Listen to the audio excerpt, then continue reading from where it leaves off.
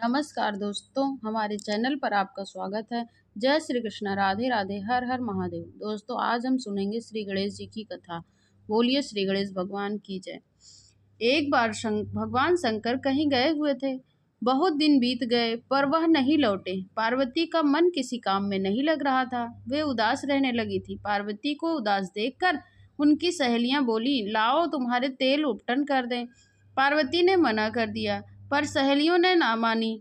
उन्होंने बड़ी रुचि से उपटन लगाया और जो मैल निकला उससे एक बालक की मूर्ति बनाई और उसमें माँ पार्वती ने खून छिड़क दिया। मैल के बालक में जीवन आ गया। उस बालक का नाम मन विनायक रखा। भगवान शंकर के वियोग में पार्वती जी खाना पीना नहाना सभी भूल गई थी। उपटन के बाद सोचा नहा लें। वह मन विनायक से बोली, बेटा मैं नहाने जा रही हूँ, तुम घर की देहरी पर बैठ जाओ और कोई आए तो आने मत देना। विनायक बोले, अच्छा अम्मा ठीक है। देहरी पर आराम से पैर फैलाकर बैठ गए। थोड़ी देर बाद शिवजी आ गए। बहुत दिनों में आए थे। घर जाने लगे पर देहरी पर मन विनायक को देखकर ठिठक गए और बोले, तुम कौन हो, रास्ता रोक के बैठे हो। लड़के ने अकड़ कर जवाब दिया, मैं मन विनायक हूँ, पहरा दे रहा हूँ, अंदर किसी को नहीं जाने दूंगा। आप कौन हैं? शंकर जी ने कहा, मुझे जानने की जरूरत नहीं है। विनायक ने कहा, मैं किसी को अंदर नहीं जाने दूंगा, पाँव भी नहीं रखने दूंगा। शिवजी ने उसको मझाया, फुसलाया, धमकाया पर बालक टस से मस नहीं हुआ। जब क्रोध में आकर शिवजी ने उसका सिर धड़ से अलग कर दिया और पातालपुरी में फेंक दिया और अंदर घुस गए। पार्वती जी नहा रही थी। शिवजी को देखकर खुश हो गईं। घबरा कर बोली, क्या आपको कोई बाहर मिला नहीं? किसी ने रोका नहीं? शिवजी बोले, हाँ मिला था। मैंने उसे बहुत समझाया पर वह एक ना माना। मैंने उसका सिर काटकर पातालपुरी में फेंक दिया। इतना सुनते ही पार्वती जी का सिर गुस्से से लाल हो गया। शिवजी पार्वती के कठोर रूप को देखकर सहम गए। पार्वती जी ने ललकारते हुए कहा, तुमको मुझसे युद्ध करना होगा। शिवजी इस परिस्थिति के लिए तैयार ना थे। पार्वती जी के क्रोध को देखकर शिवजी कांपने लगे। प्रलय होने लगा। सभी देवता दौड़ आए और पार्वती जी को मनाने लगे पर पार्वती जी का क्रोध बढ़ता ही गया। अंत में विष्णु भगवान बोले, देवी तुम शांत रहो, मैं तुम्हारे पुत्र को जीवित किए देता हूँ। भगवान विष्णु ने अपने चरों से बोले, सारे विश्व को छान मारो और जो माँ अपने पुत्र की ओर पीठ किए हुए कर लेटी है, पुत्र का सिर काट कर ले आओ। थोड़ी देर में चर वापस आकर बोले, कोई माँ ऐसी नहीं है जो पुत्र की ओर पीठ किए हो। पर विष्णु भगवान चिंता में पड़ गए। बोले, कोई भी पशु पक्षी का बच्चा पीछे पड़ा हो तो उसे ले आओ। गुप्तचर फिर से चल दिए। इस बार उसको सफलता मिल गई। एक हथनी के बच्चा हुआ था। वह एक ओर खड़ी थी और उसका बच्चा दूसरी ओर पड़ा था। चरों ने सिर काट लिया और विष्णु भगवान की सेवा में ले आए। विष्णु भगवान ने वह सिर मन विनायक के धड़ से जोड़ दिया।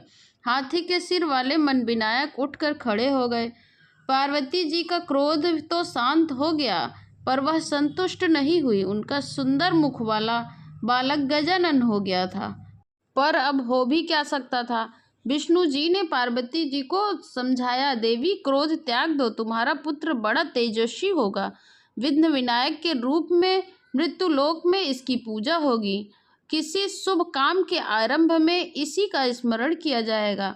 पूजा पाठ में भी इसी का सर्वप्रथम पूजा होगी। आज से इसका नाम विघ्न विनायक गणेश होगा। पार्वती जी ने प्रसन्न होकर हंसने लगी। बोलिए श्री गणेश भगवान की जय। माता पार्वती शिव जी की जय। आइए सुनते हैं दूसरी कथा। एक बार महादेव जी पार्वती जी सहित नर्मदा के तट पर गए। वहां एक सुंदर स्थान पर पार्वती जी ने महादेव जी के साथ चौपड़ खेलने की इच्छा व्यक्त की। तब शिव जी ने कहा, हमारी हार जीत का साथी कौन होगा? पार्वती ने तत्काल वहां की घास के तिनके बटोर कर एक बालक का पुतला बनाया। उसमें प्राण प्रतिष्ठा करके उससे कहा, बेटा हम चौपड़ खेलना चाहते हैं किंतु यहाँ हार जीत का साक्षी कोई नहीं है, अतः खेल के अंत में तुम हमारी हार जीत के साक्षी होकर बताना कि हम में से कौन जीता और कौन हारा। खेल आरंभ हुआ। दयालोक में तीनों बार पार्वती जी ही जीती। जब अंत में बालक से हार जीत का निर्णय कराया गया तो उसने महादेव जी को विजयी बताया, जिससे माता जी रुष्ट हो गईं और पार्वती जी ने उसे एक पांव से लंगड़ा होने और कीचड़ में पड़ा रहने का दुख भोगने का श्राप दे दिया। बालक ने विनम्रता पूर्वक कहा, माँ मुझसे अज्ञानवश ऐसा हो गया, मैंने किसी कुटिलता या द्वेष के कारण ऐसा नहीं किया, मुझे क्षमा करें तथा शाप से मुक्ति दें, उपाय बताएं। तब ममता रूपी माँ को उस पर दया आ गई और वे बोली, यहाँ नाग कन्याएं गणेश पूजन करने आएंगी, उसके उपदेश से तुम गणेश व्रत करके मुझे प्राप्त करोगे। इतना कहकर वो कैलाश पर्वत पर चली गई। 1 वर्ष बाद नाग कन्याएं गणेश पूजन के लिए आईं। नाग कन्याओं ने गणेश व्रत करके उस बालक को भी व्रत की विधि बताई। तत्पश्चात बालक ने 12 दिन तक श्री गणेश जी का व्रत किया। तब गणेश जी ने उसे दर्शन देकर कहा, मैं तुम्हारे व्रत से प्रसन्न हूँ, मनवांछित वर मांगे। बालक बोला, भगवान मेरे पाँव में इतनी शक्ति दे दें कि मैं कैलाश पर्वत पर अपने माता पिता के पास पहुँच सकूँ और वे मुझ पर प्रसन्न हो जाएं। गणेश जी तथास्तु कहकर अंतर ध्यान हो गए।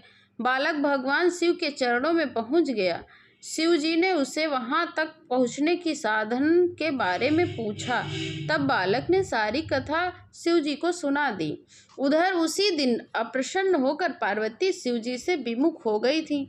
उसके उपरांत भगवान शंकर ने भी बालक की तरह 21 दिन पर्यंत श्री गणेश जी का व्रत किया, जिसके प्रभाव से पार्वती के मन में स्वयं महादेव जी से मिलने की इच्छा जागृत हुई। वे शीघ्र ही कैलाश पर्वत पर आ पहुंची।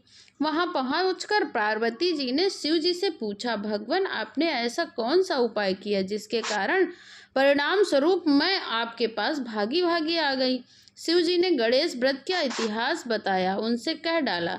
और जब पार्वती जी ने अपने पुत्र कार्तिकेय से मिलने की इच्छा से 21 दिन पर्यंत 21 संख्या में दुर्वा पुष्प और लड्डुओं से गणेश जी का पूजन किया, 21वें दिन कार्तिकेय स्वयं पार्वती जी से मिलने आ गए।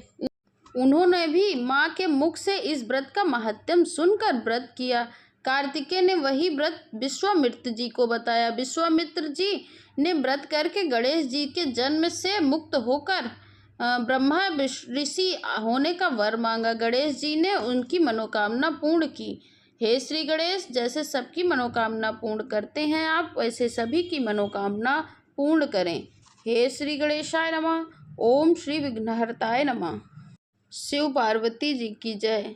भोले भंडारी की जय। श्री गणेश भगवान की जय।